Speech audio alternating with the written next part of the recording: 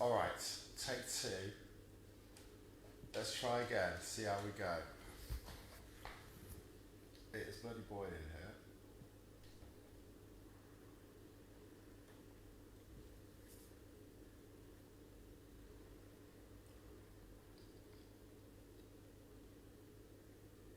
Hey. Sorry, I'm just trying to get somebody to join. Um,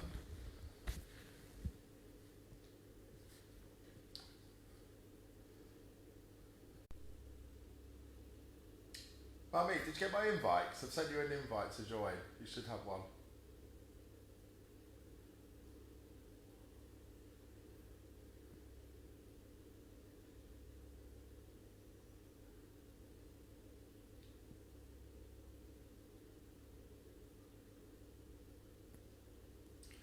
Yay!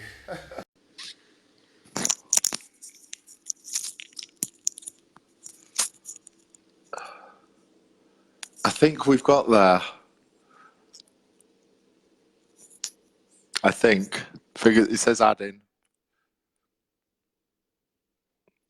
Stay with us, people.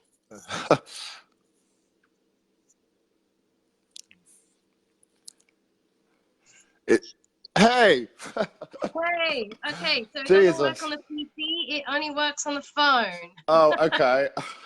Honestly, every single time there's something different. Every single time. Of course. So, Right, so just give me a second. I'm gonna have to place you somewhere now because I'm all set up so that it's on the PC. So give me a sec. I don't know if you I've had to move away from my desk just because I thought it might be a bit cooler, but it's not. can. No, it's not gonna work here. Let's see if Okay. I can go up there. All right. I might just have to do it this way around and just move Cool. my. Okay, great. I'm sure we've lost some people, but they'll come back, and obviously I'm going to save it and share it and what have you. So, That's all right. No yeah. worries. You can hear me okay? I'm just Hey, hoping I've got enough battery on this thing now. oh God, okay. Let's hope it doesn't cut out halfway through. I'm sure I'll notice if you disappear, but I Yeah, mean, no, it should be last time I did one of these, I think I ended up playing guitar for a few minutes at the start while they were sorting out something technical. So, fine. Yeah, anyway, that's right. Never th- mind. It's all right. We're here now. yeah, let's get the ball rolling. So, thanks for joining me. So, Okay. guys, for those of you who don't know, this is Manmeet, and she is a human behaviour expert and optimum performance coach. Is that what you'd like to call yourself? Yeah, yeah. Okay, cool. So me and Manmeet initially met, although we didn't really chat much at John's breakthrough, John Demartini, that is, breakthrough experience weekend in February, wasn't it?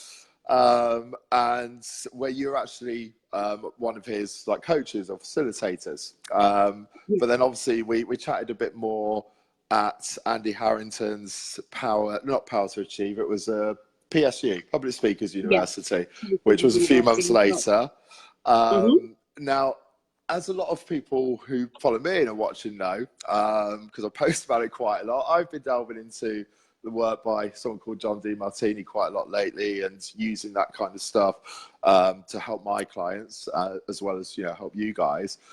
Mummy has been personally mentored by John and combines a lot of that sort of knowledge, with her own research and stuff as well, to help her own sort of clients in, you know, I'll let you. Do you want to like carry on and give us a bit of background into, well, first into you, how you got into, human behaviour, why it became like, something of high importance to you, and then how it evolved into what you do as a career now.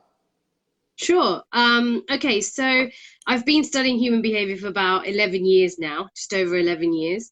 I came across Dr. John Demartini back in 2008. A couple of things were going on in my life for me, Adam. The first thing was that I've been in sales since I was 16, and I was in a sales job where I was pretty much like number one saleswoman, I was at the top. But suddenly my sales just dropped, and I I didn't know actually had what that it happen was. myself. Did you? Oh, cool. Yeah, Well, but I didn't know you what it lose the love was. for it a little bit. But yeah, sorry, carry on.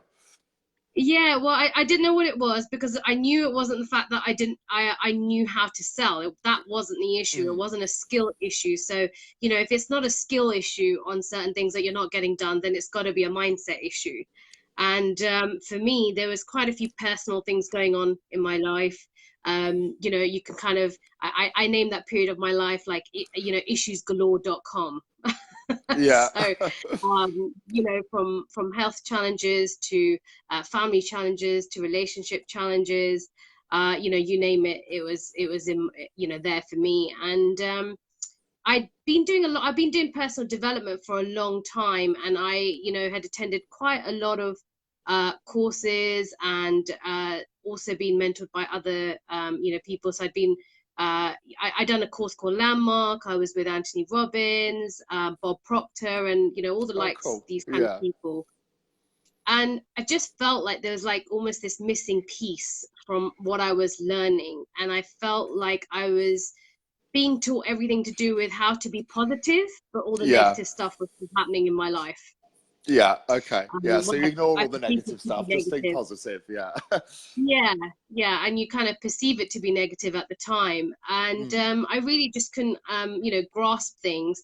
And you know, where you kind of sit and you go, everybody's life's amazing, but mine.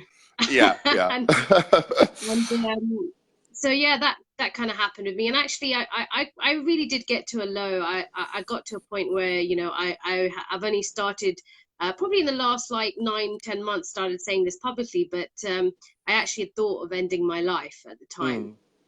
And It's quite empowering to be able to like do that publicly, though, because firstly, you have to be in a decent place in your life to be able to come out and be open about that.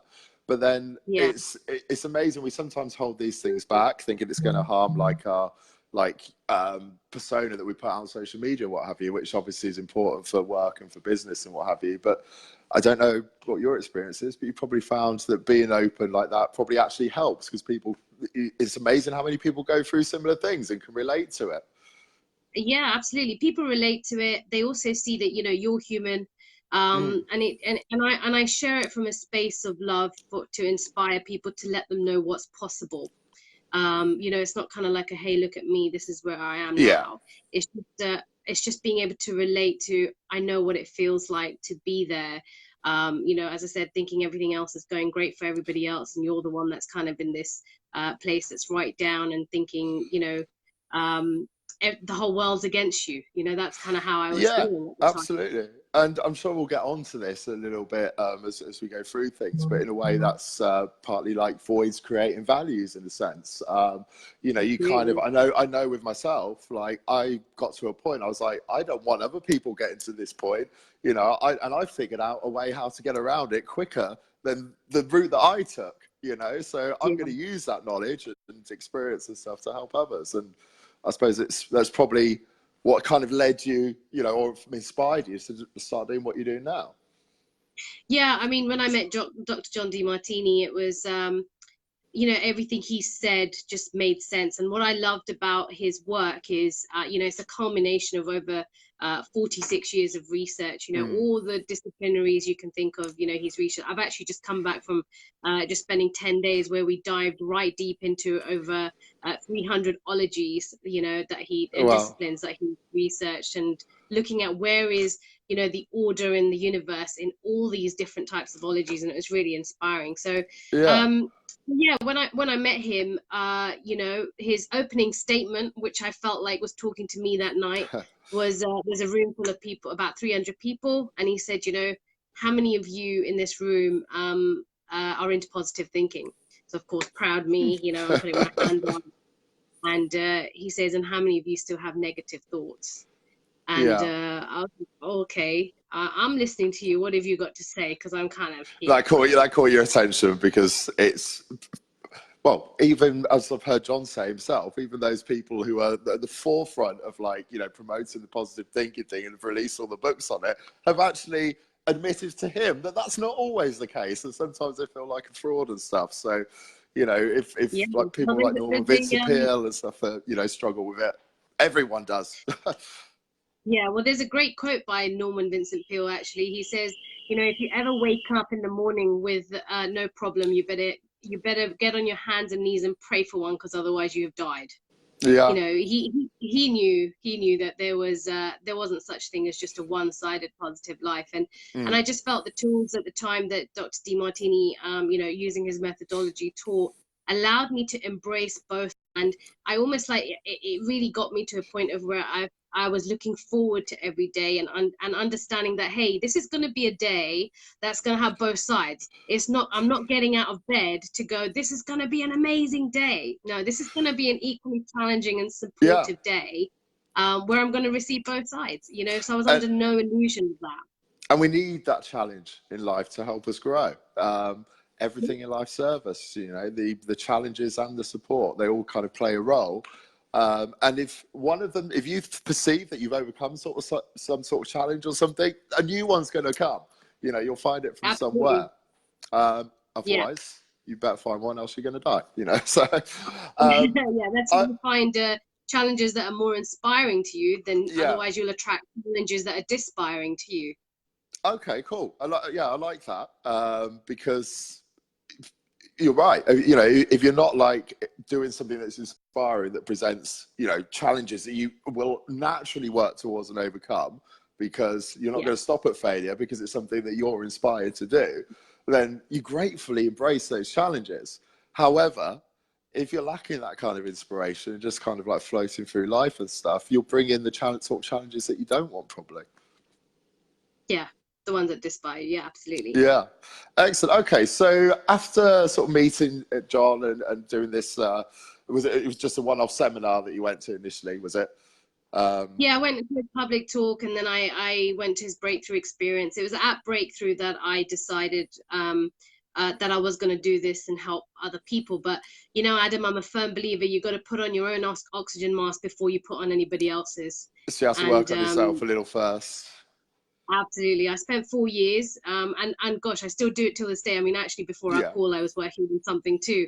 You know, it was just basically 4 years of just studying, understanding. You know, there was no way I was going to help other people see the order and perfection in their own life if I couldn't see it in mine. Yeah. You know, so I worked through a lot of issues that I was going through at the time. And as you said, you know, as you dissolve and neutralize one challenge, you come up with another. So it's just that, you know, evolving process. And it was 4 years later that I decided to do the training with Dr. Demartini, and that was back in 2012. And then I left full-time work in 2015. So I've been doing this full-time for 4 years, but overall 11 years with John. Okay, cool. So when you were still doing your full-time work, did you have this in your head as being a career, like you know, at some point, or was it literally just crept up on you? No, And hit absolutely. you? Yeah. No. The day So you're I doing did all this studying, knowing, yeah. Yeah, my first breakthrough experience, I knew I was going to make this a career. Excellent. I knew that this was my calling. So one of the reasons that I've brought you on today, aside from the fact that you're just amazing to chat to and everything, is that I know a lot of this stuff can help, you know, particularly my clients. And, you know, initially I was just going to do this live on like my client group, but I know it kind of applies to everyone, really. And, you know, although this may take the sort of fitness direction and linking things in relating to that, I'm sure we're going to talk about things that you can apply to any aspects of life. You know, once we get into values and stuff, you can apply the stuff we're going to talk about to your life and whatever your own kind of values are. We keep mentioning values, actually, probably because to us it's normal to do this. But do you want to expand on what we mean when we say that? Yeah, most people, when we say values, they kind of assume we're going to be talking about something like honesty, integrity, and things like that. But the concept that we talking about is actually a study known as axiology. It dates right back to the Greek, so it is an ology. And you know, one thing I understood is that it's the most important ology that there is, but it's the least studied. Yeah. And it's the most important ology to understand who you are, and also understand, you know, how other people operate as well. It's the crux of all human behavior. Yeah. So make it a little bit easier, you know, we can refer to it as priorities. Okay, so values or priorities, but basically everybody has, you know, a hierarchy of priorities. And, you know, it's Dr. Demartini who's made this work available. Otherwise, I wouldn't have had any idea about this Me neither. axiology. And it goes from what's most important right down to what's least important in your priorities. So, you know, whatever's most important to you, you're going to be inspired from within to do. You don't need outside motivation. You know, you are going to be you're basically going to have attention surplus order, whereas something low in your priorities, you're going to have attention deficit disorder, right? You're not going to want to do those things. Yeah. Anything else that, you know, you're going to have on your lower priorities, you're going to hesitate, frustrate, and procrastinate around those things. The things that are most important to you, you're going to be in action. You're just going to, you know, embrace both pain and pleasure, make sure it's done. You know, there's always going to be kind of an inspired type of looking forward to fulfilling what's most important. Yeah. So with these priorities, you know, it's almost like I say, it's operating us on a subconscious, you know, level. But if we were all to kind of walk around with like a piece of paper on our head, like, you know, you know, what everybody's priorities are, because no matter who you are, you know, no matter what race you come from, no matter what color, creed, sex, we all as humans live by this set of priorities. So as you said earlier, set of values. Yeah, so although we've kind of sort of realized this, basically, we've obviously lived our whole lives before not realizing it, but everyone who's watching, whether you know about this stuff or not, is doing it right now. You know, you live by your highest set of values. Your life is effectively dictated by what your values have been throughout your life. Obviously, they change throughout your life, and that's how, you know, you might change your careers and stuff like this because your values change. But wherever you are in life is a result of your values. So, I mean, I can put like, because you touched on motivation and inspiration as well. So I think that's a good thing to link in with this as well. So just going to throw like a kind of sort of, yeah, fitness diet related thing. One of the things that I'll often hear is just simply, I don't know how you have that willpower. I don't have your motivation.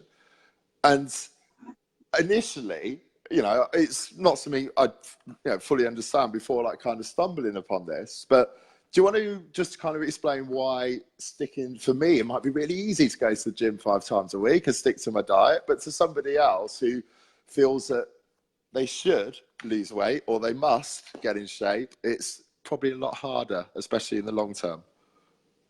Well, anything that is high in our priorities, we're going to use language like I love to, I want to, and you know, I choose to. These kind of language that I desire to.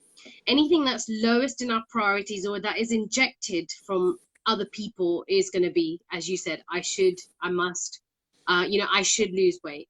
The Yeah. first thing that sometimes, you know, when people kind of say that to, you know, clients say that to me, and I'll be like, according to who? Yeah. You know. But then if it's something that they say, well, no, you know, actually, I do want to lose weight. It's something I want.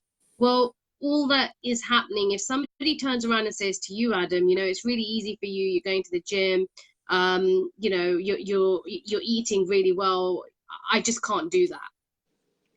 If they're saying to you that they want to do it and they're not doing it, well, it's a bit of a reality check. And I tend to Yeah. go, well, it's really important to you. And they Yeah. go, I no, mean, no, what do because you mean? What sometimes, do you mean it's not important? yeah, sometimes they could want to do it, but that's not as important as other things like going out every night drinking or whatever, you know, whatever it is. So Yeah, it's whatever's most important because, you know, we're going to prioritize. That's why I say it's a hierarchy of priorities, because if you don't have health in your top priorities and your top 3 priorities, you're not going to be healthy. It's yeah, like all the people who say they want to be wealthy. Well, if they don't have wealth creation as a priority in their top 3, they're not going to be wealthy. yeah, You know, I've kind of, I have to say, I've kind of experienced my journey with health a little bit. So I used to be a lot bigger than I am now, and I'd lost a lot of weight. But guess what was number 1 on my priorities? Definitely health.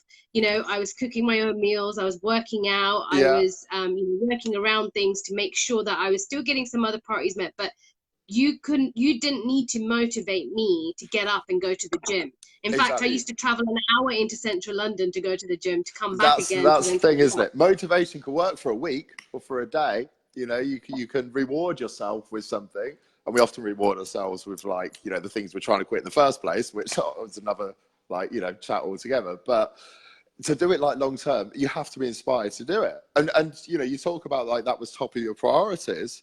I might be wrong, but I'm guessing that might have shifted a little now. Yeah, You know, yeah, as it you shifted become down a little happier bit. with where you're at, and other things become Well, more important, like work maybe, or well, whatever you, well, let's use the word fulfilled as opposed to happier. mm, So whatever you're most fulfilled in, you know, you're not going to see as being a void, right? You're yeah, going to feel like, okay, that's done. Or sometimes, so the same thing comes down to either money or health.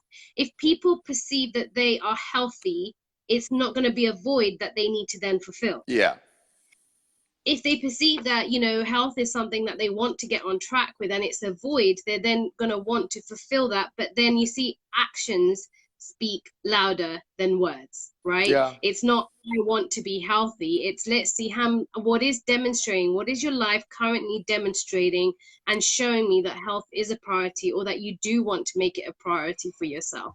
Because and you said, you know, is it not because I feel like I'm happy?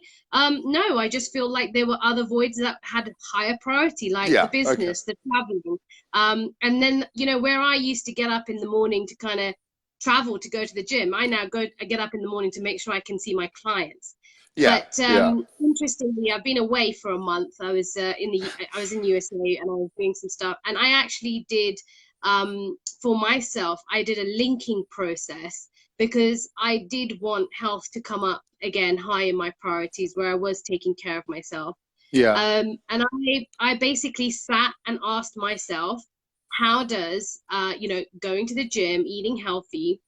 See, I don't normally have an issue going to the gym. I have an injury at the moment that I can't, but eating healthy has been the one that I kind of need motivation for. Yeah. What I did was I just asked myself, well, how does eating healthy help me in my highest priorities? Now, in my highest priority, coaching and teaching's my number one priority, then building the business and creating wealth. So the moment I started to ask that, I started to get different links to suddenly thinking, oh, I should be eating healthy, to then becoming inspired and going, you know what, And I'm loving to eat healthy. yeah, and the thing with this is something I go through with clients quite a lot, actually. You know, if I know that this is important to them, but it's not as important as their business, their family, and what have you, I'll always try and then link it into those kind of things. But it's one Mhm. thing to kind of sit there and just think, oh, if I'm healthier, then I'm going to have more energy to play with my kids. I'm going to like live longer or what have you. An hour later, that can be forgotten. Yeah. So, you know, how do we sort of go through like a process to really get it, you know, the connections in the brain change, which is effectively what we're trying to do. Yeah, well, and the links that you're making, this process called linking by Dr. John Demartini, it's actually something that you are changing the meaning you're making around doing that very task. So when you change that meaning around that, you create new neural pathways that have a different meaning about it. So Yeah. until you change the meaning, your actions won't change. And it's not gonna just be a few like, yeah, I'm gonna have more energy for this. No, you're gonna you know, I remember making a link of going to sleep early, because when I was you know, having health as a high priority, the one thing I couldn't do well was actually get to bed early. Yeah. So I actually came, in the end, it was about 150 links of why going to bed early was going to serve me in There my you go. highest priority.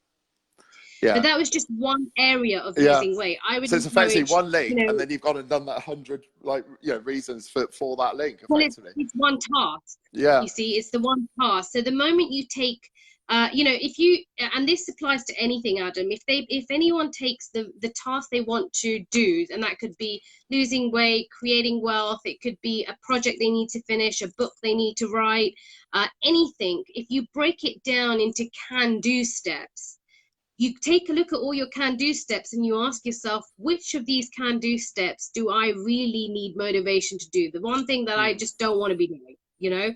And only you can test in your body which one is the Yeah. one that you're kind of resisting. You know whether you want to Um, do something or not really. Yeah, deep down.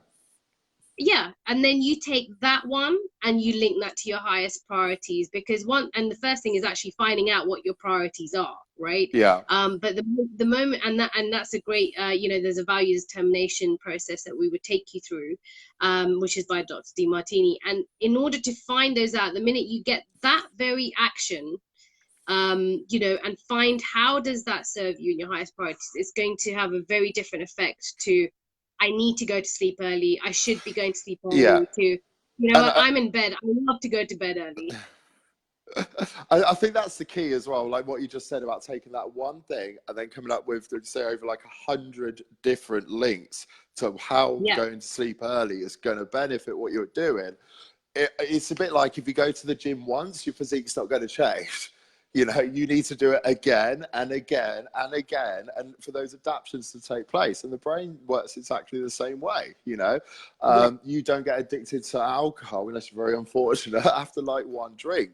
But you do it again and again, and the brain's getting addicted to that feeling. So effectively, what we're doing, and alcohol is a good one now for us to kind of swing on. Actually, sure, effectively, what we're doing here is using that to a positive. So we're using the fact that we know that if we create these links, it, you know, basically creates an inspiration to do something. Therefore, we don't need the motivation to do it.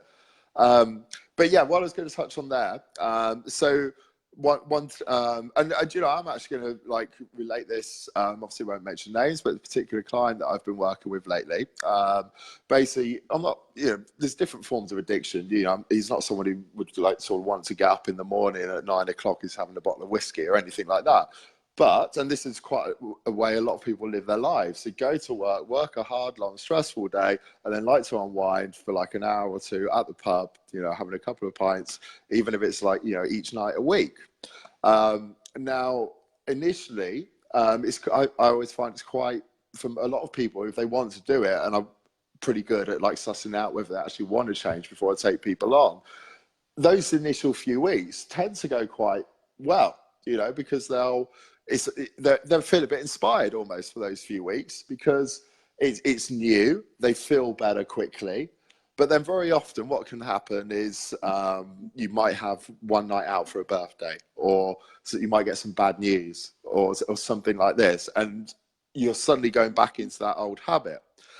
How are there any sort of ways that you can help people, and knowing that these people say, whether they generally do or what, they say they want to, you know, break this habit and stop that and cut it out of their life, you know, is there anything that you can sort of advise or suggest for people like that to you know, to cut these things out of their life that they don't want? well, you know, I said to you about the priorities and how they operate us on a subconscious level, but Mm. when we actually determine what our values and priorities are, we make them conscious. So when everybody's operating from there, nobody is going to lift a finger unless they see in their perception that there is more benefit and drawback, more positive than negatives, more gain than loss to their highest priorities of doing so. So I Mm. like to say that, you know, I did a Wisdom Wednesday today, and I said, you know, everybody's running on this one radio station, and that is WIIFM. What's in it for Yeah, I me? saw that. Yeah, yeah. Yeah. And that is, so anytime anybody has any form of addiction, so like we all have our form of addiction, but it's a matter of, you know, where do you want to have yours? Like I'm very addicted to this work. You know, I think if I was to kind of project, I would say, oh, you know, you're addicted onto you know, your health more than you are onto like doing self mastery, for example, right? Mm. We all have a form of addiction, and if somebody's got a form of addiction that, you know, we perceive to be bad, you know, we're going to say they should change it. But Yeah. all, you know, all we're doing is really taking on any strategy we can to get whatever's most important and whatever's going to fulfill our priorities. So whether it be alcohol, whether it be cigarettes, whether it be drugs, or, you know, whether it be like, as I said, my form of addiction is this work. So take a look at this, that what's my addiction giving me? Because the same thing that it's giving me is going to be all those people that you know, have a substance addiction. They are getting something from doing it, otherwise they wouldn't Yeah. be doing it. I've worked with clients who've had addictions to alcohol, and also a client to cocaine and also smoking. And the first question I will tend to ask is, what's the benefit you get from doing it? And I remember the one who had the cocaine addiction. And I say quote unquote addiction, it's just, you know, a strategy, as I said. And he said, I think you're mad, mummy. Like, you know, what do you mean? Well, what's the benefit? I don't get any benefit from doing it. That's why I'm here to, you know, give it up. Well, you wouldn't be doing it And otherwise, yeah. yeah, and I said, no. I said, what's the benefit? And I like literally was like, you know, on him for about 2-3 minutes like this. I said, if there was no benefit in you doing it, you wouldn't be doing it. Yeah. So what are the benefits you get? Because until we, you know, uncover those benefits, and actually I was on a webinar yesterday with Dr. Demartini, and he was actually talking about this addiction process too. And, you know, he also outlined there as well, which I've also seen having worked with quite a few substance addictions, is that if you find a viable way of giving them the same benefits they get from taking the substance goes away. Yeah, Because exactly. the moment you find the viable ways of getting the same thing, you also have to find out how you have to link those viable viable ways to their highest priorities as well. Yeah. Otherwise, they'll revert back. That's why Yeah. you said with your clients, you have the good few weeks, and that's why some clients I've worked with who've gone, you know, go to you know, rehab. When they come back into their normal environment, they go back. That's because you may have changed it because you're in an environment, but you haven't made a change here. And the moment you haven't made a new connection to those viable ways of getting the same benefits you get from drinking, same that you get from smoking. I had a really interesting client I did smoking addiction with, and her addiction to the smoking was she could actually connect with her husband because her husband used to go out and get them. There you go. Yeah. And then even deeper than that, she and also that's the thing. realized. Sorry to interrupt. That's the thing. You could actually probably come up with over 100 benefits if you really like try to, not just one or two. Well, don't try, you will. People have unconscious benefits of why they're doing it, and you'll find about 100 to 150 benefits of why they're actually doing it, because it's so ingrained. So for somebody to say no, there are no benefits, and then suddenly come up with 100, and I think the one aha she got was, well, smoking kept her marriage together. So you can see that there was an unconscious benefit that's why she kept smoking. Now, the moment we looked at actually dissolving that and see how that was, you know, perfect for her, and how all the stuff that was going on in the marriage, she actually I remember I was on a Zoom call. She actually got the packet of cigarettes. She literally crushed them and she put them in the bin. And it's now 2 years. And I checked in. I think she checked in. Well, actually, she sent me a message on the anniversary of our call and said it's been since then. I still haven't touched a cigarette. That's amazing. That's amazing. And that's the thing, you see, she could have sat there for 2 minutes just trying to think of benefits and come up with a few obvious ones, but never have delved that deep. And that's the thing I kind of find with this, is that you will, and this actually the same applied to me at Breakthrough Experience, when I was trying to, you know, when you're doing the process where you're trying to find traits in you to the person you're doing the collapse on or what have you, you instantly kind of get a few, and then you're like, no, that's it, there's no more. And then you start thinking for a few more minutes because you're told there is more. You start thinking, and then all of a sudden 100 come just like that.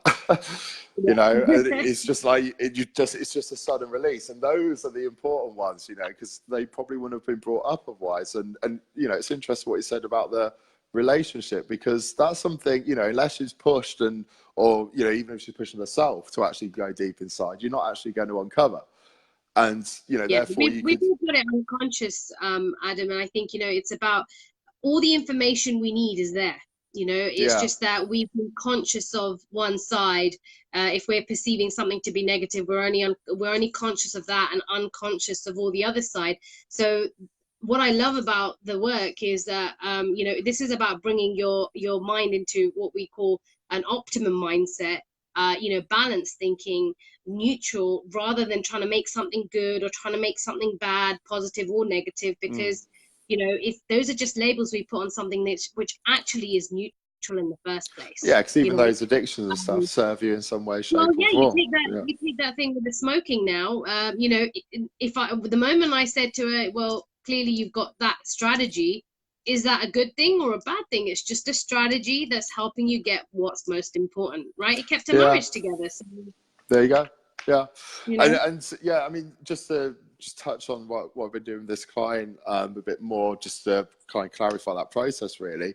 It is pretty much what you just touched on, and if there's anything else, feel free to throw it in. But I've got them to go through the most important things, hierarchy of values to them. They put their family and their business above like the health and fitness side, okay, which completely understandable. It's normal for a lot of people. So I've got them to do the process of linking the health and fitness to those two, but to come up for 100 reasons for each at least. But then also the thing that you touched on there is to also, and this, takes them by surprise at first when you say to do this, write down 100 benefits you get out of drinking. Because like, we just said, it's that some of them are obvious, but when you think about it, there's actually loads and loads and loads. Yeah, but you don't want to leave it there, because otherwise it's like, okay, well, because I once know you the found benefits. the benefits, you need to replace them. Yeah, you want to do something with that. Yeah. And that is, you're going to find out how alternatively can you get the same benefits Yeah. and link those new benefits. So for example, with the same lady, with the smoking, I'll just share with you. So when we looked at how she could connect with her husband, it was about going on walks was one of the key benefits that kind of came up for a lot of as her long as she alternatives. enjoys going on walks as well. Yeah. No, she didn't. She didn't do them. It was a Oh, okay. viable, yeah, it was a viable alternative to actually getting him to get the cigarettes so she could smoke. So Oh, I the see. Okay. connection to the husband was the benefit, and then Yeah. the viable alternative was taking a walk with him. And How because she's could seen the she? benefit How of could that she? walk, she's inspired to do it anyway. So she doesn't need, oh, I've got to go Yeah, for the walk now. yeah. So it's how could she still connect to her husband Yeah. without smoking? Yeah. What was the Yeah. vibe? What was the way that she could still get the same benefit but an alternative way? There was that, and then there was her sitting down and chatting to him. So then all we did was all those viable ways is actually link that to the highest priorities. So how did that help her do everything that was important to her in terms of her business, her family, etc.? And then, as you said, the walks were no longer like I need to do them, but more importantly, then the smokes, the cigarettes became less important to her. Does that Yeah. make sense? So Absolutely. there's a whole process we would take people through for that. And that's the thing, when you're going through the whole process, that's when you're creating all those links in the brain as well. And that's not going to just happen by thinking about it or thinking a couple of things. You actually have to go through it in detail fully and live it and Yeah, experience it and repeat it. yeah, So for absolutely. those So of all you the work in listening, progress of our lives are. yeah, yeah. Well, we all are, yeah. So, guys, those of you listening who, whether it doesn't have to be like something that you see as or perceive as a bad addiction, even if it's just you find there's a type sort of food that you know is like deserving your health and fitness, but you find it hard to stop. Know that that food that you're eating in some way, shape, or form is benefiting you. So you need to sit down, write down all the reasons that it is benefiting you first. You'll instantly, the thing is, when you say this to people, their instant reaction is, it's not benefiting me at all. It will be, because otherwise you wouldn't be doing it. So sit down, list like a good 100 reasons how it benefits you. And as I touched on earlier, like a few of them might come easily, and then you get stuck, and then you think, and it starts flowing. And once you've done that, find like viable alternatives, from other aspects of your life that you'll find more fulfilling in the long run. Find those viable alternatives to get those same benefits. And that's whether it is like an addiction or whether it is just you go out drinking every weekend or what have you. Like, that's the best way to cut those things out of your life. Yeah, I think in relation to your clients, Adam, I think what we can give them is some value in when they start working with you. I think if you're looking at health and fitness as a whole, umbrella, you've really got to break down with them what they're working on with you, because I'm assuming you do a lot, right? It's not just nutrition. It's like I all do these other diet and things. training, but it's generally physique progress based. I don't work with people who want to do triathlons and stuff like this. So it's physique Yeah, progress. But the whole underlying thing of that, guess where this comes from? My void at school, but like physical attraction, like being a spotty teenager, all of that kind of thing, which made physical appearance a higher value. But then the reason we use a physical appearance for a tool is from the stuff that we talked about earlier, because I've been through similar in my own life, making other people feel happy. So that's, yeah, why I use that as a tool. And it does mean that I don't have that same kind of inspiration to help people wanting to necessarily just be the top of their sport or something like that. So that's kind of why I link a lot of this work in, because when you realize you can help people be happy in more ways than just improving how they look, but that can actually play a big role in things.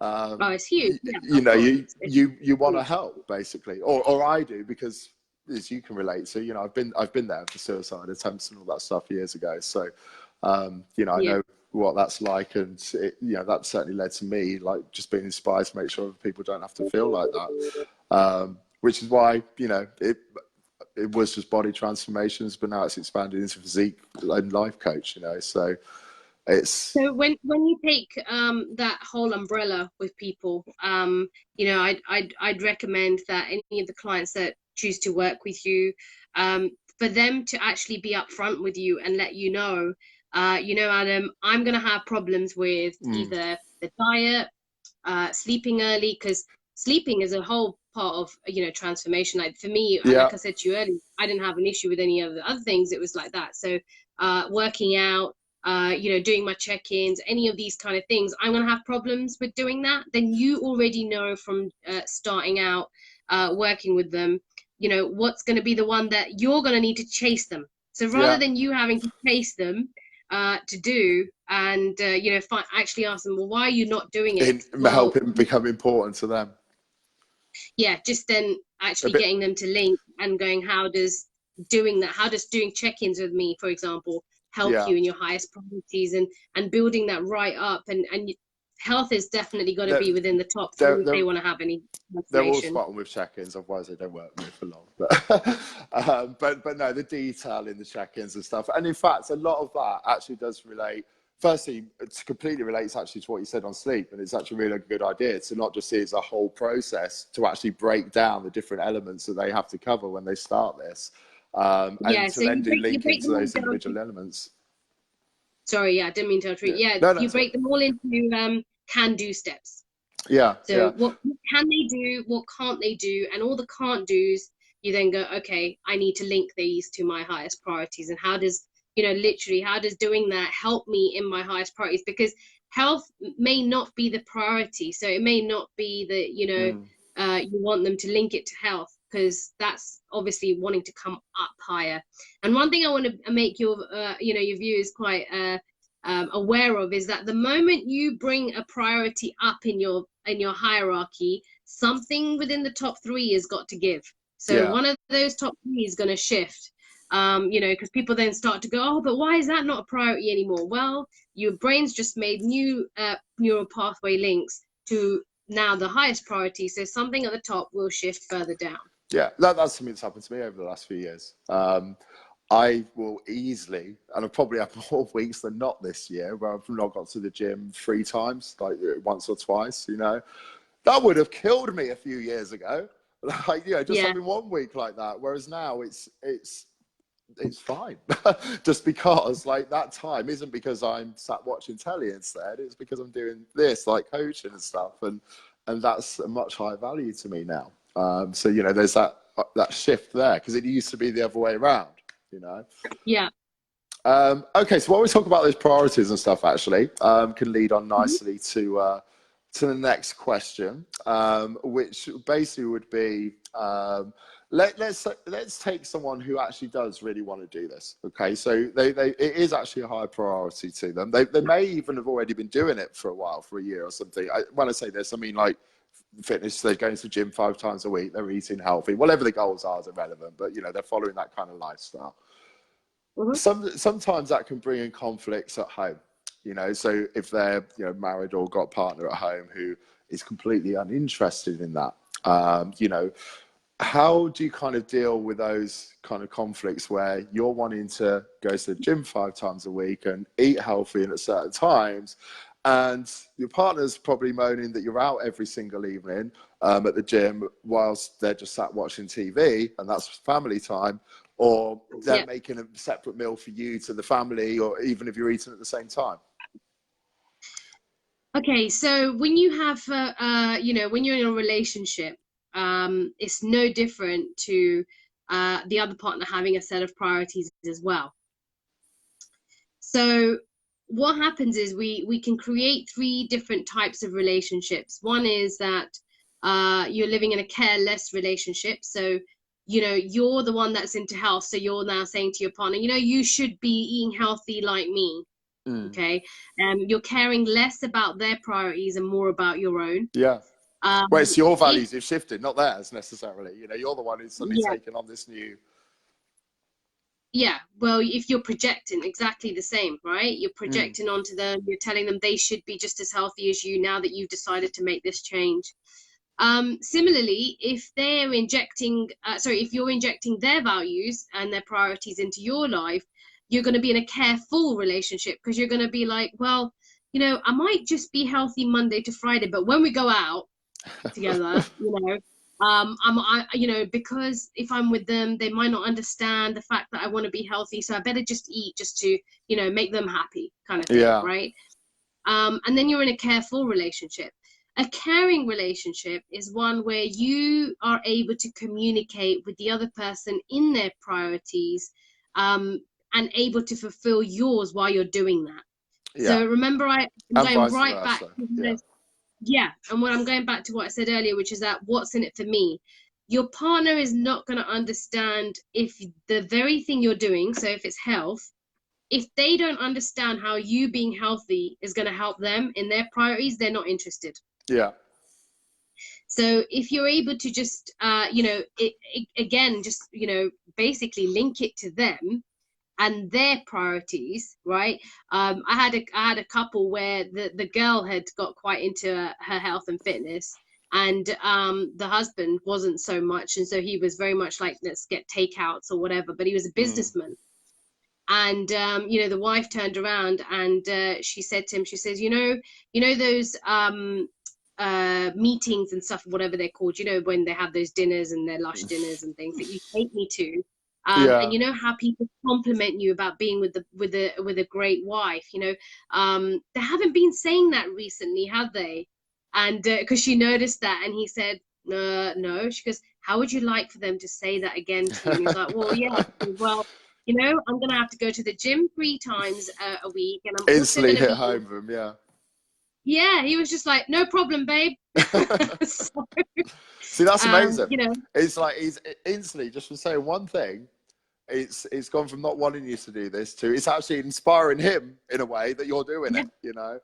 because he just wants to know, well, what's in it for him if you're going to eat healthy and you're going to do this if Yeah. he's not into it, right? Yeah. And similarly, if you're on a health journey with you, Adam, and you want your partner to do it, just tell them what's in it for them. You got to make those links for them. But they don't want to do You it. don't use me as an example there. Like, in a way, when I say that, sorry, what I actually mean is I'm so used to when I'm around people, they know that's a high value. So guess what they're then trying to do when in communicating and stuff, and that could be like a potential partner, just anybody that you meet. Is always, what's the first thing the taxi driver says to me, do you think, when I get in the taxi? It's always like that health and fitness thing. So I wouldn't actually ever want to project those values on someone. If I'm with somebody, I couldn't care whether they eat healthy, whether they eat bad, whether they go to the gym, or not, and I'd never try and project that onto them. You're probably going to tell me I'm wrong and I should, but I don't know. No, I'm not talking about you. I'm talking about your Yeah. clients. Yeah. The question you asked me is, what would Yeah, my yeah. clients do if they're in that scenario? So what I'm saying to them is for them to actually go, well, how does it help you, meaning their partner, Yeah. if they are dedicated to health and fitness? Yeah. Because otherwise they're not gonna want to do it with you. Yeah. They're going to project and say, oh, it's very easy to just go, well, obviously it's not working. It's been 2 weeks, you haven't lost any weight. And then they go, well, yeah, because I ate 4 meals with you, which were out, So, yeah, and see, yeah, there's another thing. You see, that meal time could be spending time together, but hey, let's go work out together. That's spending time together as well. So you're instantly there finding that link and doing it through another way that's going to benefit you both. So effectively, it's the same kind of thing, i.e. what we were talking about before with like your own kind of like hierarchy of values and linking, say, your health and fitness to the things that are most important to you. You're then taking that and linking it to your partner's highest things of highest importance as well. yeah. absolutely. So it's, you know, when you find that out, and that could be just health, or it's you know, your partner wants to know what's in it for them. And whatever you're trying to get the partner to do, if you can link it to their priorities, you're having a caring relationship.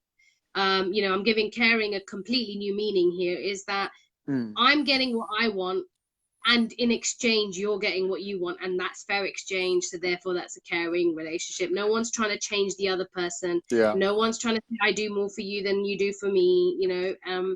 You're getting both priorities met. That's the key. And just it's not necessarily related to fitness actually, but obviously when you talk about care and relationship, you also talked about careful relationship.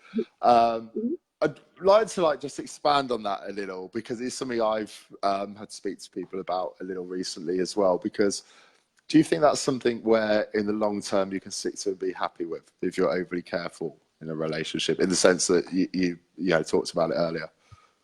Yeah, so I said what a careful relationship is, that you're injecting somebody else's priorities and you're not caring about your own. So you're basically saying their priorities are more important than your own. Yeah. So that's where you kind of subordinate, okay, to the other person. And you can do that for a while, right? You know, when you get into a relationship new, and you'll be like, no problem, babe, we'll just eat want to Chinese make them happy. tonight. Yeah, we'll go and watch that film if you want, you know, that's what happens. But there'll come a point, because you're not living by your own priorities, there's a cost to that. And you got to ask yourself, how long do you want to stay there? Yeah. Because what will happen is, when you're not living by your highest priorities, you will create the amount of chaos needed to get back to getting what's most important. Yeah. So, and in that process, you get pretty unhappy. unhappy. You know, the life will do what it needs to do to you to get that balance back. Sorry, carry on. Yeah, that's it. Absolutely, you got it spot on. Yeah, so you know, it's the chaos that we create, be it arguments or whatever. It's like, okay, now I'm going back to my priorities, because now that no longer serves me in my perception. So, you know, the other thing is, when you're subordinating to people, it's you're perceiving that they have something that you don't. Yeah. You know, the moment you actually look and go, well, what is it that I perceive they do or don't do that I don't think I do? And look at where you do it in your own life, you kind of level the playing field, and there's not a subordination. You don't think they're better than you. You don't think their priorities are more important, because now you're at the same level as them. Yeah, so you're not putting them on a pedestal, putting yourself in a pit kind of thing. Yeah. Awesome. Okay. I don't know how long we've been chatting for, because I only have my phone for the about time. an hour. Oh, really? Sorry to keep that long. I've actually, it's probably just, I've quite enjoyed not having about this. Me too, actually. I've quite enjoyed not having my phone in my hands, my addiction. So that's probably why it's flown by. So anyway, I think that we should wrap it up there. But before we do you want to just tell everybody where they can find you and read a bit more about you and what you do? Yeah, so obviously you've tagged me, so I'm here on Facebook. My company page there, Optimum Performance Solutions. Please like it. I give some Wisdom Wednesdays out as you get them. I'll testify to that. They're awesome. Every Wednesday, get a little video and a message. Wisdom Wednesday. So yeah, do go onto the page and subscribe to those. I post that on there, and it just depends on what the topic.